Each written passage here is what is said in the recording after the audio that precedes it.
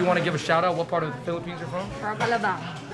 Most of the time when you talk about Filipino food in New York City, people will point you to Queens, New York, and that's definitely true for the traditional stuff. But these new Filipino spots in the city are doing something you've never seen before. What's going on, everybody? Welcome to a very special Filipino episode of Fung Bros Food. Woo! Today we are exploring the future of Filipino cuisine in America through New York, and with us we got Ryan Benson, the half Filipino. What's up, guys? Long time no see. We are in the Lower East Side, which is not historically known for Filipino food, but there is something that has been very special happening over the past couple years. Basically, every type of cuisine you could think of, they have it right here. The Lower East Side really is almost like a micro United Nations when it comes to food. For years now, we have been covering Filipino food on our channel, all different types, from the fast food to the traditional food. But now we gotta cover this next generation. These are the type of spots that do appeal to Filipino Americans, you know, especially the hip ones, but also appeal to the traditional Filipinos as well. 2021, the future of Filipino food. What's our first spot, Benson? All right, guys, so we're going to our friend Aris's new spot here in LES, Chismis. It's actually a Filipino word for gossip, which, you know, a lot of titas and would gossip over food. Like, that's kind of like the culture you're trying to, yeah. Gossip. Did you see who Ryan brought back to the family dinner last week? No, that is exactly what happens. It's like, you know, everyone meets over food. It was a new girl. Everyone meets over food, man. The future of Filipino food. All right, guys, so we're here with the chef proprietor, Aris. What are the challenges of introducing elevated Filipino food to an audience that some of them people have never even had the food? The hardest part is, I think, introducing them to dishes from different regions. Right. Because Philippines is just not like one cuisine itself. You know, there are so many regions. So sinigang can be under 3-4 different types of. And they could taste pretty different from each other. And yeah. Chismis. Let's go to Chismis and then talk about some chismis. Let's head in, man. I'm excited. Come in inside. All right, everybody, big shout out to our sponsor today, Bright Cellars. They are a fine wine service that is pairing you with wines from across the world based off of a really quick online survey, and they're delivering them straight to your doorstep. It's like having a personal expert wine matchmaker. This is great for people who know nothing about wine and want to learn, and also wine drinkers who know what they like. I just started drinking wine this past year, and I realized I like fruity, bright wines in either red or white. And for watching our video, they're giving you, our viewers, 50% off your first 6-bottle box of wine. If you click on my link down below, 50% off, that is half off. That is enough to make you consider almost anything. Each box comes with wine education so you know where it comes from, what temp to serve it at, suggested pairings, basically all the info you need to impress your friends or a date. I love how you can get educated so quickly about wines. I'm not a somm yet, but at least maybe I could have a convo about it. With great customer service and sustainable packaging, I gotta say, Bright Cellars is doing it right, making getting great wine super easy. Some of the wines they sent me that I'm super excited about are this Humdrum, which is a Viognier, this Batik, which is a Chenin Blanc, and this Watchkeeper, which is a Verdeo. And they're all very bright and light and cut the fat well. And since we're eating Filipino food, such as kare-kare, which tend to be a little bit on the heavier side, a light-bodied white wine would work perfect for the food at Chismis and Mama Fina's, for example. But again, don't take my word for it. You should just give it a shot and try it yourself by clicking on the link down below. Leading off here at Chismis. Okay, guys, so we have isao, deep fried like pig intestine, and then it's usually given with a dip called suka, which is a vinegar-based dip, very commonly eaten with beer. Isao. It's a good drinking food because it's salty, it's fried, it makes you want to drink beer. All right, you guys, we are looking at bone marrow sinigang, short rib kare-kare, and that is This intestines again. Snout and ears. All right.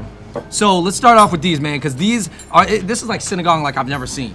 Yeah, I've never seen sinigang like this. Can't wait to try this.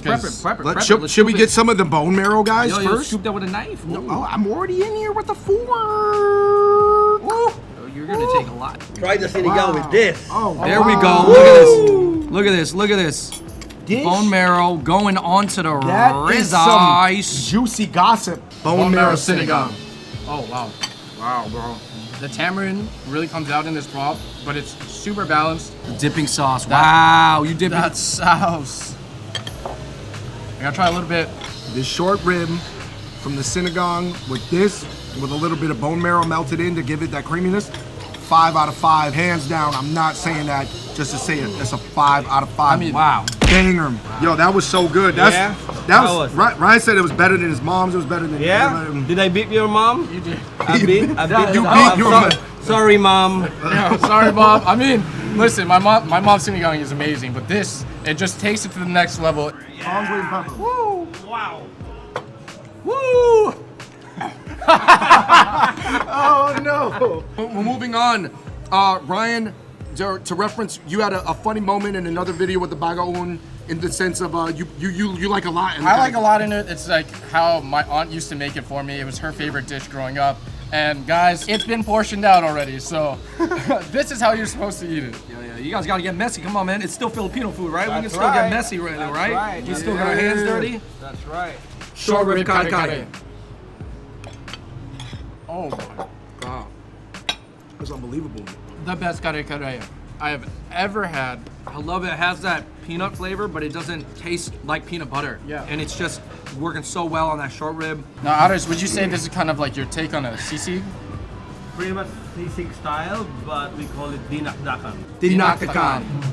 Hey, this is Ilocano food, guys. Oh my god. Wow, I love that. For me, I'm going with the bone marrow sinigang for me. See, the kare kare is the best kare kare I've had, but this dinakdakan is out of this world. I gotta roll with the Dinakdakan and then the kare kare tied for my favorite, man. Aris, I gotta say, man, I think Chismis is setting a new standard for new Filipino restaurants, man. Thank you. Oh my goodness. Thank you for having us here. And you guys, we are continuing on our new Filipino Food Crawl 2021, hosted by Ryan Benson. All right, you guys, next up on our modern Filipino food crawl through the LES East Village is Mama Fina's. Ryan, where we at? So Mama Fina's is known as the House of Sisig. They've been serving up different varieties of sisig since they've opened in New Jersey in 2004. Like the demographic here is a lot of students, locals, family. Like my mom knows Mama Fina's back in Jersey. We're gonna try different types of sisig. Okay, so you're here. What do you think about all the different varieties of sisig that they have here? Is that traditional? Is that something you might find in the Philippines? You'll probably find something, but because this one is mostly catered to the New Yorker taste. So, but this is the closest that you can get in terms of like sisig and all that. So especially like the boneless sisig or the pork, those are like, yeah. What is your favorite sisig? For me, I'd go with the bangus. Yes. Oh, what do you want to give a shout out? What part of the Philippines you're from? From Alabang. All right, you guys, we are here at Mama Fina's. So we have the sisig pusit, which is the squid sisig. Sisig what? Pusit. Okay. Yeah. Yeah? Yeah. Yeah, I'm 15. You're gonna make that joke, huh? As you guys know, sisig is usually used from like leftover parts. It kind of originated from a Navy base in the Philippines because they were able to get pig heads for basically free. Here we have laing, which is shredded taro leaves with, it usually has coconut influence in it, and then we have the crispy fried galanga, which is like baby crabs. Is it interesting to see these things represented in Manhattan? Yeah, I think it's really cool, and it kind of speaks to how diverse like the cuisine, the Filipino cuisine can be. And you know, to that note, like everywhere that we've been going here today, like there's been a different crowd of Filipinos coming in and out. Sagot gulaman, which is gulamon, which is like the Filipino version of like boba. Squid sisig. Wow. It's got this really cool crunch to it. I might personally like that better than the pork one. So if you guys look really closely, you can see the little pieces of squid right there. That's the tentacle that's usually like kind of purple or dark colored. And it's really fried to a crisp. So this is the crispiest squid I've ever had. Laing. This is like the Filipino collard greens. That's good lying. Wow. Mama Fina's would be more your traditional fare, and I think that's why you see a little bit more people from back home here in Mama Fina's. And obviously they put a little bit of a twist on it by making it like squid, but everything else is pretty much traditional. Crispy galanga. AKA fried crabs. But this is really good. It goes super well with that vinegar-based sauce. I mean, you can't go wrong. The food here's been The food at Mama Fina's is good. it's really good, and I mean they've really upheld the standards that I remember back in Jersey. This drink is very sweet. It almost tastes like a sugarcane drink. Super well with all this fried food. Kind of helps cut through that fried like fattiness a little bit. All right, we're wrapping it up here at Mama Fina's for our Future of Filipino Food episode. We got to go to a couple more spots.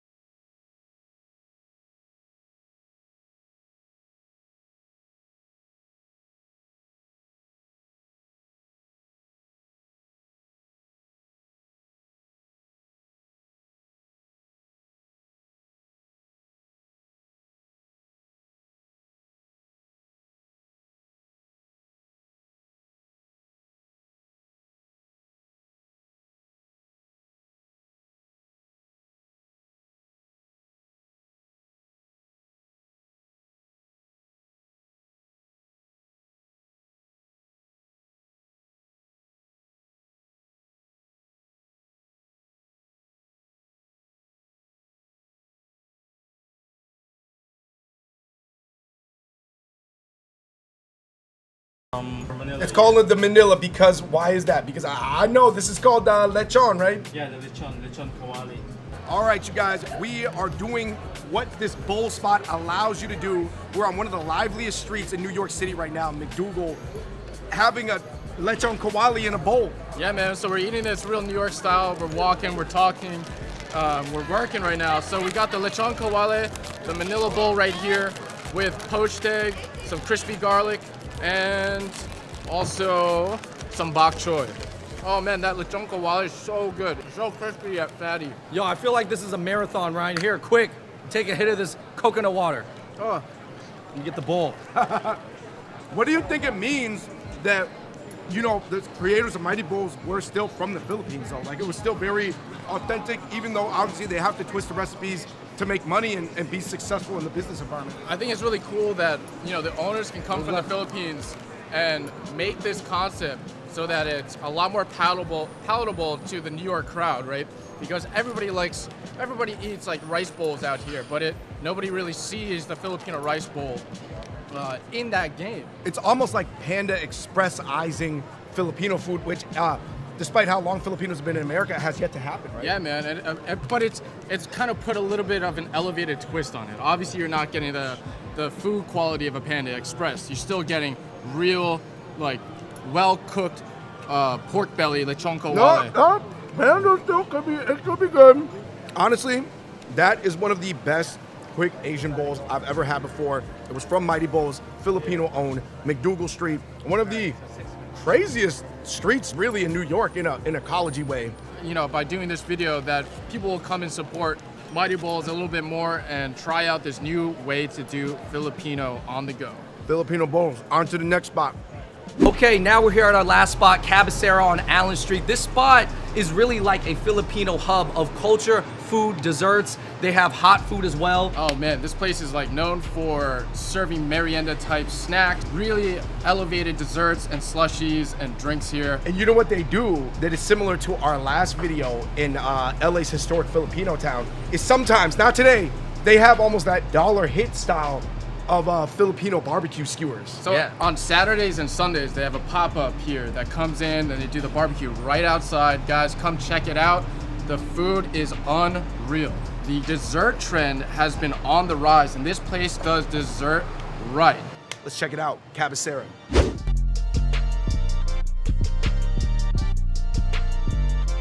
All right, Joey, you are from Bataan, Yes. 2 hours from Manila. What are we looking at right here? This is What we're looking here is the Filipino desserts, the halo halo, the famous halo halo, and the calamansi juice, slushy calamansi, and we have the matcha ube. The way that they do it here, they kind of really elevate it. The presentation is kind of next level. Look at that shaved ice though. It is like an ube flavored shaved ice, if I'm not mistaken. Correct. Cabecera halo halo. It's honestly the best halo halo that I've had on any of the food series that we've done. Yeah. Thank you. Hey man, kudos to you guys, man. All right, man. Like we said, they're bringing all types of stuff to the Lower East Side. Halo halo. We got the calamansi juice right here, and then we got a little bit of a fusion item right here. This is an ube matcha. Super, super fragrant. Tastes really good. Has a nice tart citrus to it, but it's still sweet. Bring you guys the cassava cake and the biko. Cassava is a traditional Filipino dessert. and it's made of grated cassava, coconut milk, and Which one's the cassava one? This one. Oh, okay. Cassava's what they make bobas out of. Yeah, Correct. it has that QQ, and then they finish it on top with some custard. And this is a biko, which is a sweet rice flavored with purple yam and coconut flakes on top. You gotta try some of this. It's super well balanced. It's not too sweet. It's like super glutinous from the rice. Oh man, for me, I'm gonna go with the biko. Yeah.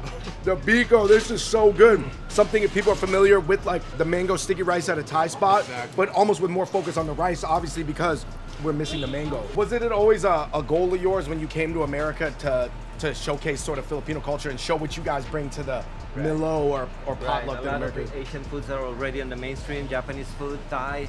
Now it's time, we bring in the Filipino food and the Filipino desserts to the mainstream. What do you think of all the other Asian cafes serving ube, even though they're not Filipino? It's okay? It's okay, but this one is made from scratch. Okay, all right. It's okay, but he just wants to let y'all know the ube, they made it from scratch. All right, Joey, what are we looking at here? Now what we're looking at here are bibingka and the leche flan that we have. Both of these are made here at Cabecera, and bibingka is famous, on the Filipino desserts circle with coffee. It goes very well. It's a sweet rice bread with coconut flakes and sometimes they put egg on top of it. And then the leche flan is it's sort of like you guys' take on It's like a custard. a Spain from yes, Spain? Yep. All right. Joey told me that the Dominicans, the Puerto Ricans, the Mexicans, they really like this version of flan. It's distinct in its own way, right? I think, leche de flan, it comes based from like a Spanish recipe, but the way that they do it in the Philippines adds that little bit of extra Filipino love that you can taste in the food. So, Dude, I like it a lot, man. Yeah. Because you know what it is?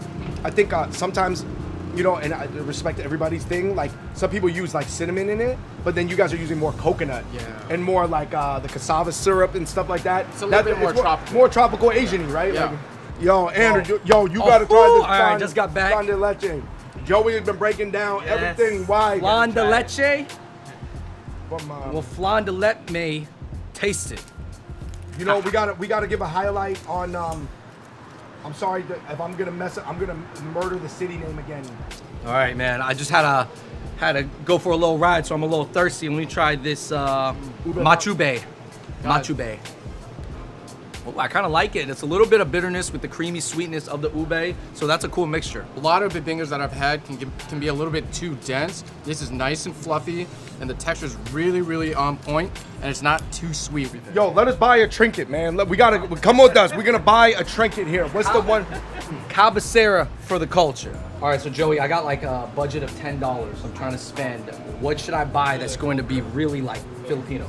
Oh, well, we have here the Filipino keychains. It's like influenced by Filipino traditional desserts and street foods like Filipino barbecue keychain. Like it's between the chicharron or the Filipino bacon. I think you gotta go with the chicharron. All right. Chicharron, that reminds me of like my Lolo, right? Yo, they did a good job of recreating it. I'm getting the chicharron keychain. All right, so that brings us to the end of our Future of Filipino Food video. Man, what did you guys notice? I noticed that actually all the owners of Sismis, Mama Fina's, Cabecera are actually very traditional Filipinos that are maybe like 40 years old, 50 years old, 60 years old, but have been educated in the West, and they're sort of translating it, but they're not necessarily like Phil-Ams. They're not Filipino Americans. I think it's really cool that these Filipino chef owners are able to come from the Philippines and kind of bring this more modern twist to traditional food that can be more directed towards Filipino Americans rather than just traditional Filipino like fobs coming from back in the Philippines. Well, it kind of like gets all the crowds. Yeah. Because I think the traditionalist obviously gets the people from that country. It gets white people who are interested in like culture and anthropology. And then you also get the Phil-Ams who, have a space to connect with their roots. And I think because of this, it's really starting to drive that food trend. You're seeing Filipino dessert places opening up everywhere. And I think it's really great to see that like people can take our culture and twist it, still have that little bit of traditional kind of like culture coming through, but with that modern twist. Andrew, what do you think it means for like Asian American food? Because, you know, there's a few Asian American spots that were very successful, namely in spots like OC, the West Coast. But it seems like on the East Coast, there's still more with the United Nations traditional style. Yeah, I think New York, when it comes to ethnic food, it's still at that point where they still really want the more authentic version. And that's why the 50-50 fusion stuff in New York doesn't work as well. It's not that it doesn't work, it's just a little bit harder of a sell, and it takes a little bit more context for people It's to more understand. West Coast, Hawaii to think like that, right? Yeah, and you, because people still want to know that it's coming from that traditional place, that's why it's a little bit harder for Chinese Americans or Filipino Americans to serve their food here. I think that having someone who's from there that's just a little bit more westernized, that like maybe studied in the West, studied in America, that has that flair and can do kind of that 80% traditional, 20% American style, I think that's gonna work better even than the 50-50, at least in New York City. So statistically speaking, most Asians living in America are actually still immigrants. Yeah. So you would think that a lot of those immigrants still want some sense that their food is very traditional and authentic. So that's why the market for the 50-50 American and Asian fusion is a little bit smaller than people would like to think. I think the That's 50 very OC. You see that all the time in the OC. All the time, Like all the time. I think the 50-50 is cool, but I understand for the mass market, you know, and for most Asians who are in America still, it's tough. All right, you guys, please let us know in the comments section below what was your favorite traditional item that we covered today, and what was the slight twist that you liked, or what's a slight twist to a traditional item that you'd like to see on the menu of one of these spots. And until next time, huge shout out to Ryan Benson, Hopper representative. We out. Peace.